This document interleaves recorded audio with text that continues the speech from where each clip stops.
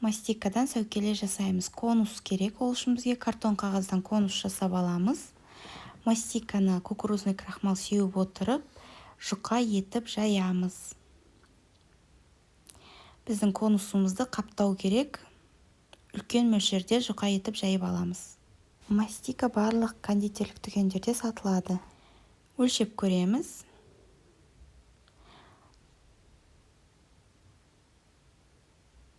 Мастикамыздың үстіне су немесе спирт жағып шығамыз. Картон қағазды қаптаймыз. Қолымыздың көмегімен тегістеп, шетін пышақпен кесіп тастаймыз.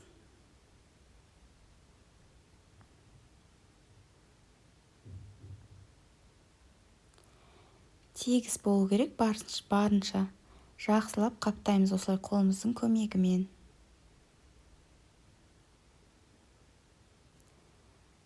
Шеттерін кесіп алып тастаймыз. Енді білезік жасаймыз. Осылай мастиканы жайып аламыз, шеттерін кесеміз, қалыңдау етіп жаямыз. Қолымыздың көмегімен осылай білезіктің формасын келтіреміз.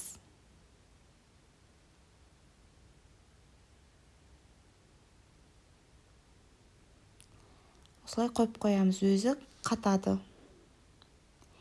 Оюларын жасаймыз, ол үшін бізге молд керек. Мастиканы молдқа осылай қолымыздың көмегімен крахмал сеуіп отырып, формасын келтіреміз. Осылай алып, қатырып қоямыз. Кішкентай ою болған үшін морозильникке қатырмауға болады. Енді жіңішке ою жасаймыз. Ол үшін бізге сары краситель, мастиканы араластырамыз екеуін. Бізде сары болу керек оюымыз. Жақсылап қолымыздың көмегімен араластырып, молдқа орналастырамыз. Жіңішке оюларды міндетті түрде тоңазытқышта қатырамыз, әйтпесе ол молдтан алынбайды.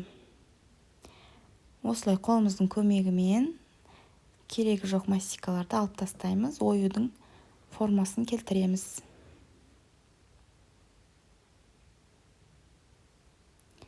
Тоңазытқышқа қоямыз. Тез қату үшін морозильникке қойсаңыздар болады.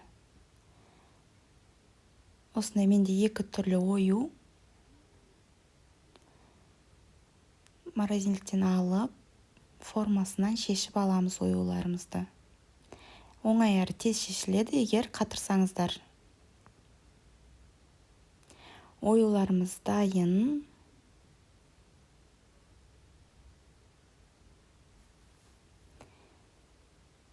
Оюларымызды бояймыз. Бізге ол үшін кондурин және де спирт немесе су қажет.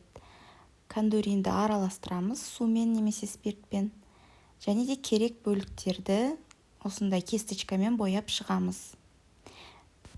Мына оюдың тек шеттерін бояп шығамыз. Бұл бізде сырға болып табылады. Ал қалған оюларды тегістеп бояймыз. Кондурин мен спирт араласты менде. Барлығын тегістеп бояп шығамыз.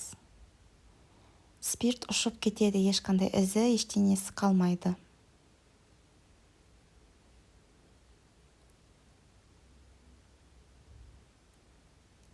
Барлығын бояп шықтық, енді сәукелемізге орналастырамыз. Ол үшін бізге су және де кесточкамен суды жағып шығамыз.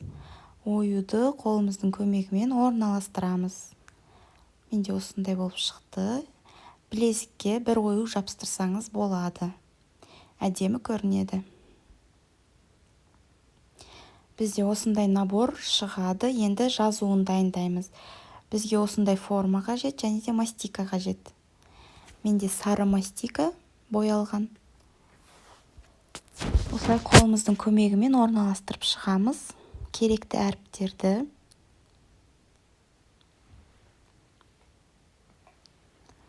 Крахмал немесе сахарная пудра сепсеңіздер болады, жабысқақ болса.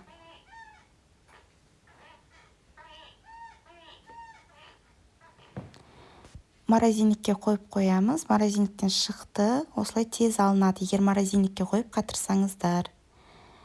Енді бұл әріптерді дәл ою бояғандай етіп бояймыз. Спиртпен немесе сумен кондуринді араластырып. Біздің наборымыз дайын.